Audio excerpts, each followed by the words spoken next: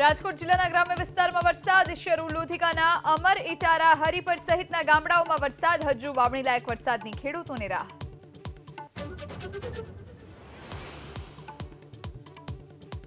ડાંગ જિલ્લાના વાતાવરણમાં પલટો. સાપુતારા અને આસપાસના વિસ્તારમાં ગાજવીજ સાથે વરસાદ. ખેડૂતો ખુશખુશાલ.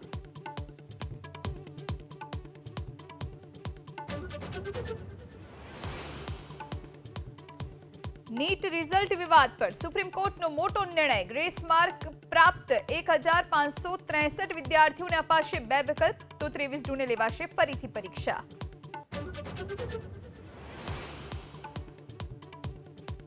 નીટ રિઝલ્ટ વિવાદ પર શિક્ષણ મંત્રી ધર્મેન્દ્ર પ્રધાનનું નિવેદન. બોલ્યા, પેપર લીક નથી તો કોંગ્રેસે સીબીઆઈ તપાસની કરી માંગ.